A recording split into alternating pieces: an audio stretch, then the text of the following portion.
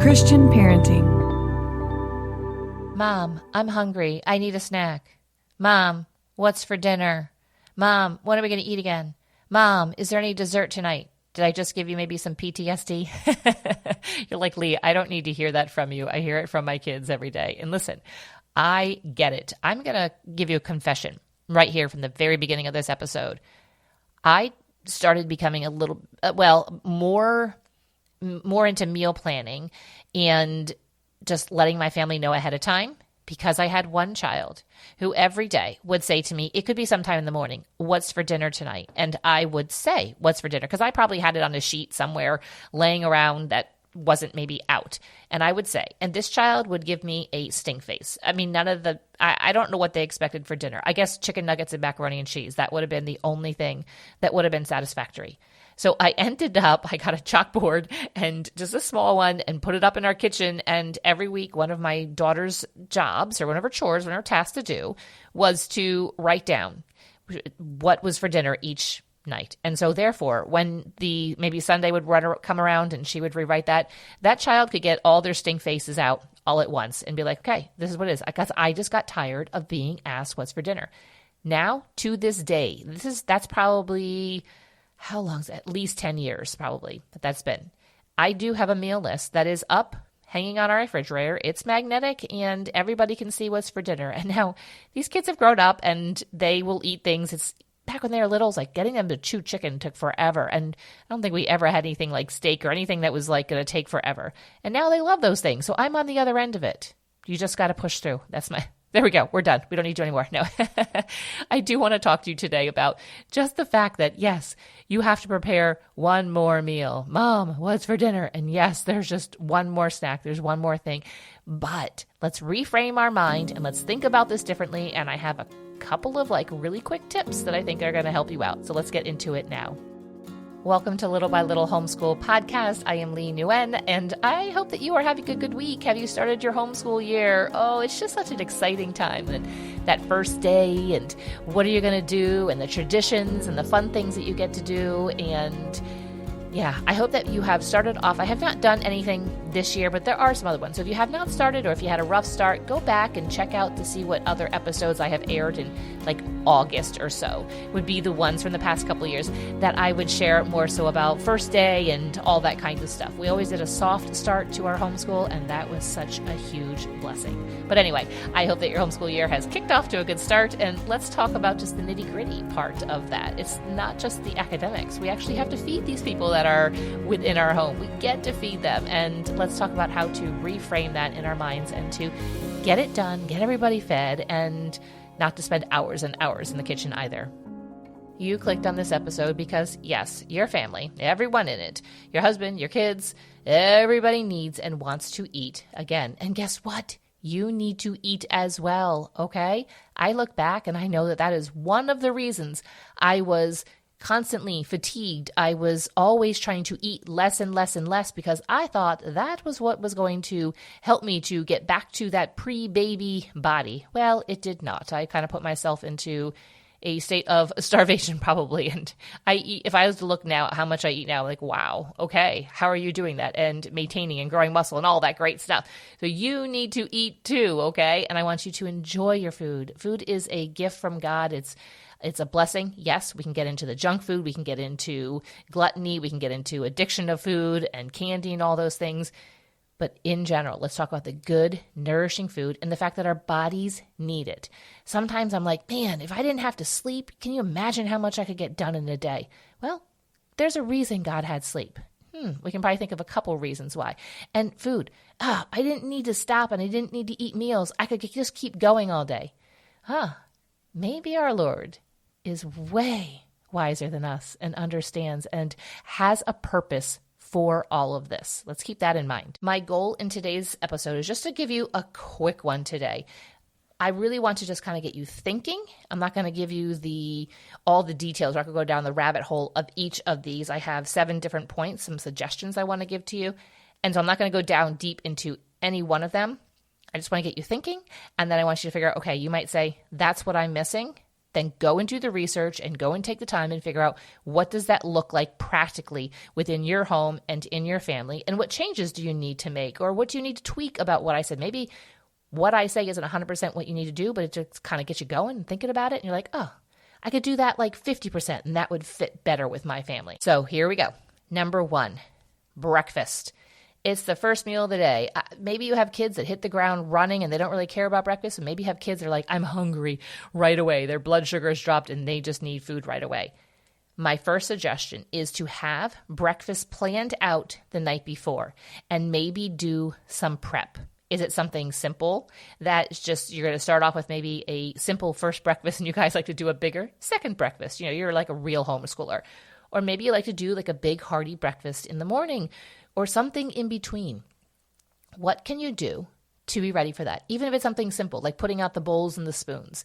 Maybe it is, for a while I was making like these really hearty breakfasts, and sometimes they had like sweet potatoes I would cook up, and I was like, okay, I store those down the basement.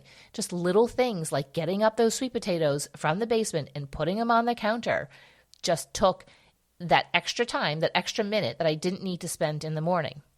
And so that would be out. It can sit out a sweet potato can sit on the counter all night. Don't put maybe the sausage or anything out, but make sure that's out of the freezer and it is in the refrigerator thawing. But having a plan for breakfast will really help you to start off your day on a better foot and do what you can to have that kind of prepped to whatever degree you can the night before. Maybe it's doing a couple of prep things and it's storing it in the refrigerator so you could pull it out. Maybe it's something where you need some shredded cheese and you notice, I don't have shredded cheese, but I have a block of cheese. So therefore, let me shred the block of cheese so that I don't have to do that in the morning. Number 2 is having a list of approved snacks for your kids. Honestly, I did not bring snacks and things into our house that I didn't want my kids to regularly consume. I was maybe the mean parent that we didn't have the fruit snacks. We didn't have all like the packaged little things of chips and the cookies and all those things because that was not part of my nutrition goals for my kids. But there was a list of approved snacks, and so when they said they wanted a snack, I could say, these are your options. Maybe your options, you tape them to a refrigerator. So if they say, can I have a snack? And you can say, yes, go take a look at the approved snacks. Because what I have found is that if you have those chips and those cookies and the junk food, when they ask for a snack, they are not asking for a cheese stick and some grapes. They are asking for the cookies that are in the pantry, right? Yeah. Pretty much. Listen, that's what I would go for too. So I know for myself that if I don't have those package of cookies in the house, I am not tempted to eat them because I don't want to get into my car and drive to the store and get them. So I will eat the grapes and the cheese stick instead. But having a list of approved snacks and then having those snacks in the house that are readily available for your kids will really cut down on decision fatigue and options. And then sometimes kids will be like, I'm not even going to ask for a snack, because oftentimes they ask for snacks because they just want that dopamine hit of those cookies. But if the cookies aren't there and they know you're going to say, go get a carrot stick, they're maybe not going to ask. And if they're really hungry, they will eat the carrot stick and they will be happy with that. Number 3 builds off of the snacks in having some rules for snack time. For example, one of your rules might be like, you cannot have a snack. Don't even ask for a snack 2 hours before dinner time. Now, that means you need to have maybe a set dinner time, or maybe your dinner time's a little bit fluid and they don't know they have to ask. But if you have a set dinner time, if you say, listen, there are no snacks. We eat dinner at 5 o'clock. There are no snacks after 3 o'clock. Do not ask me for a snack because I'm going to say no. They will become conscious. Now, these are for older kids that can tell time and they can think in that way and say, oh boy, it's 2:45. I better quick ask if I can get a snack now because I can't get it after 3. This is not for little children. That's a disclaimer. You know your kids. You know that maybe the amount of food that they need, when they need to eat it. You need to maintain their blood sugar, and we need to keep them from getting cranky. But having some rules around snack time, this kind of builds off of those approved snacks, and then rules such as don't ask me for a snack 30 minutes after breakfast, or it has to be no snacks after 3 hours or 2 hours or an hour before dinner. I'm automatically going to say no, so please don't ask me. I think it's when the kids are nagging and asking that really gets to us. And so if you have that rule and they say at 4:30, Mom, can I get a snack? You can look at them and say, the rule is no snacks after 3 p.m. Please don't ask me again. And then just continue on. You're probably in the middle of dinner prep. Continue on with your dinner prep. They will eventually get the hint, and they will stop asking at 4:30. They will start remembering to ask at 2:45. For number 4, let's discuss lunch. Lunch can sometimes be like, oh, what are we going to do? Now, you might decide right now at this season and in the past at least handful of years, we have been doing leftovers for lunch. So maybe you guys enjoy some type of hot lunch and we reheat them. So it's not cold, but you don't mind cooking a little bit more for dinner and then doing leftovers for lunch. Or maybe dinner food is such a struggle with your kids. You're like, nope, lunch is going to be completely different. And that's what we used to do. Lunch used to be completely different types of foods. So have a couple of different lunch options for you to plan. And you can maybe give it to your kids to say, here are the lunch options. You guys have to make your own lunch. This depends on the ages of your kids and the amount of responsibility that you want to give them. But if it's something simple like sandwiches and carrot sticks and cheese sticks and apples, then they can do that easily on their own, right? Maybe it doesn't involve sharp knives or you do the sharp knife part of it, but it's giving them options. If your kids could make their own lunch, imagine, that could free you up a little bit. So have a couple of maybe simple lunch options. Now you could rotate them. You could say, we have 3 different lunches and we're just going to rotate them. Just, day 1, we do this one, day 2, day 3, and we go back to day 1, day 2, day 3. Or you could say, this week for lunch is this. And I have bought a week's worth of whatever it is. And so we are having this for lunch every day this week. And then next week could be something else. You could go back and forth between 2 different options. Maybe you want to do 3, but that's also an option. That kind of, either way, this leaves the guesswork out of it. Now, I know sometimes you get to grocery shopping day or the day before and you're like, oh, what do we have? We're going to have to kind of pull together whatever we have and make it do. That's fine. But in general, have a few lunch options and then you can rotate them in whatever way seems right for you. Number 5, let's move on to dinner. You have to meal plan if you want to take off some of this pressure. Now, I know some of you don't like that. For me, meal planning saved me. Now, I do have a meal plan guide. Listen, it's $15 for this ebook, and it'll walk you through. I give you options. I'm not going to tell you exactly what to do. I give you a couple different options of different things that I did in different seasons, so that some seasons my meal planning for dinner was pretty strict, and in some seasons it was a little bit more fluid. And so you have to decide, which season are you in? What's going to be best for you right now? And the link for that is in the show notes, but also at littlebylittlehomeschool.com/meal. I'm pretty sure it's /meal. I forget all these different links, but planning out dinners has really saved me. So that meal plan guide is really going to walk you through all of that. But I just want to say that when I plan for meals, when I take a look at the calendar and I see what we have going on and I realize, okay, this night might be best for a crock pot meal. This night I need something simple. And these other nights I have more time where I can start dinner earlier and I can take more time and it can be a lot more homemade stuff. And maybe you're like me and I don't want to do the same meal on rotation. Repeat. I don't want to just do the same thing all the time. If you're just starting out with meal planning, I would suggest coming up with maybe 7 to 14 dinners. Maybe 14, that's too much. That's fine. 7. Just make it 7. And so therefore, that Sunday through Saturday or Monday through Sunday, you have 7 different meals that you're doing. And then the next week, you do the same thing. You could do the same thing for Monday every week. You could do Taco Tuesday till you don't even want to look at tacos again. You could go ahead and do that. The goal is to provide your family with a nutritious meal that's going to fill them up, also while not causing you more stress. Maybe you love to be in the kitchen and you love to make things and you are like just a little master chef in your own little home kitchen, then do it, then go for it. But if you are not, you can at least get onto Pinterest and find 7 meals that you can do to whatever degree, and don't be afraid to try and experiment. Maybe just get really good at those 7 and then switch it up, change it out, one of those 7, and try something that's a little bit more difficult. But when you meal plan for dinner, it takes the guesswork out, and guess what? When it gets around to that time you got to start cooking, whether that's 3, 4, 4:30, 5, whatever time you eat at, think about how it's going to take me an hour and a half to make this, or an hour or 30 minutes, and then start reverse that time and get started on your dinner. Just knowing I just have to carry through with the plan that I already have made and put into place. Number 6 builds off of that. Give yourself enough time to cook. Whether this is breakfast, this is lunch, this is dinner, give yourself enough time.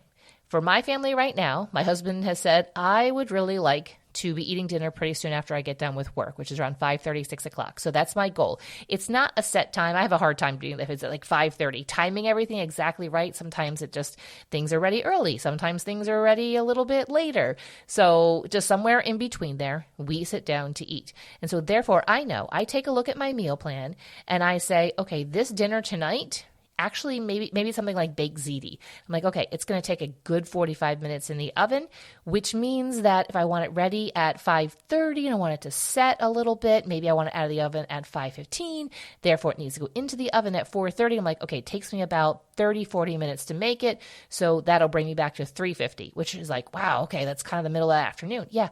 So I make it, I put it in the oven, I clean up, and then typically from 5 to 5:15, 5:30 or so, I might pop into the kitchen at 5:15, pull it out, and then just let it sit on the counter and kind of rest a little bit. And then we can eat at 5:30. So it gives me a little bit of time on the back end of things at the end of while everything is cooking. So it doesn't mean that, by 3:30 or 3 o'clock, if it's something that's going to take a while to cook, that you have to be in the kitchen. Again, there's crock pot meals, there's just all kinds of things. So give yourself enough time to cook. When we don't have enough time to cook, everybody gets hangry. They are just wanting to eat and they're roaming around. That adds more stress to us. So think back, what time do I need to start? And then just do it. I know it's not fun. I remember so many years being like, I think we ate dinner closer to 5 o'clock. And so I needed to be in the kitchen thinking about it by 3 and definitely in the kitchen by 3:30. And I was like, I don't want to be in the kitchen right now. It's still the middle of the afternoon. But I went and did it because everyone wanted to eat, because I knew that we needed to eat so we could wind down, take baths, because I wanted everybody to get to bed on time. So then therefore I could hopefully get to bed on time as well. But I just want to encourage you to give enough time for yourself to cook to lessen the stress. And we're going to round this out with number 7. And that is to rethink about providing food to your family. And that is restructuring our mind to be bent towards thankfulness. I know it's very cliche to say in the Christian world is just to be so thankful to God. Well, we should be. Stop and really, really think about it. And if you're struggling with this, be like, Lord, help me to be more thankful for this time that I get to be in the kitchen. Now, listen, this is coming from somebody, I don't mind cooking now. If there's a night I don't have to cook, I'm all for it. But when we started homeschooling and really I have to do all of this, I had a bad attitude. I was not a very good example of what I should have been to provide meals for my family. I was just cranky. I was like, I just don't want to do this. And over the years, the Lord has softened my heart and sanctified me in this. And I now see it as a good thing. And listen, I can also sympathize when we have kids that are picky and we have kids that don't want to eat what we're eating. And it's not a fun, pleasant mealtime. It will change. Continue to give them those things as long as they aren't allergic to it. It's not going to cause them some type of reaction or something. It's just like they don't want to eat it. Now I can put out meals and my family is like, wow, this is so good, because they love food. Guess what? I raised some foodies and I'm a foodie now too, because all those years. And I figured, I got to the point I was like, you know what? How about I just make the most of this? Instead of having a bad attitude about it, what if I have a good attitude? And what if I actually work at it? What if I try harder? What if I actually become a good cook? And I'm not bragging. I'm just saying I'm a pretty good cook. I mean, with the things that I can cook. And you could probably give me any recipe and I could figure it out because I have enough knowledge of a lot of different things and I could probably do it. But I enjoy now. We enjoy having people over for dinner and they're like, wow, this is because a lot of people don't eat at home. Now, I'm not saying you have to make home cooked stuff. That's just what is important to our family is having good nutrition and home cooked meals and stuff. But listen, if you're struggling, I have been there and I've been like, Lord, I need you, because I am not able to power through and do this on my own with a good attitude, and have gotten to that point and everybody kind of seems to enjoy the food. So rethink the way that you are mentally, emotionally, and spiritually approaching this time in the kitchen and providing meals for your family. And that's it. 7 things, which is actually quite a lot. But just pick out a couple, 1, 2, that maybe you can start working on. If you have any questions about it, please let me know. But This and probably most of your questions are answered in that meal plan guide. I encourage you to go ahead and check that out. Again, it's only $15. It's a download of an ebook. You can pull it up on your phone, iPad, laptop, whatever, and kind of go through it during your mealtime. It'll help you figure out those meals and how many and just some different options, because I don't think that it's a one size fits all. I think that there's different seasons and there's different approaches that different people can use. And so in that guide, I tell you about my different approaches so that you have some ideas on what's going to be best to serve you and your family right now. So you can get that at littlebylittlehomeschool.com/meal. Thank you for joining me at today's episode. And I promise to be back here in just a couple more days after, I guess, a long weekend. Anyway, have a good one.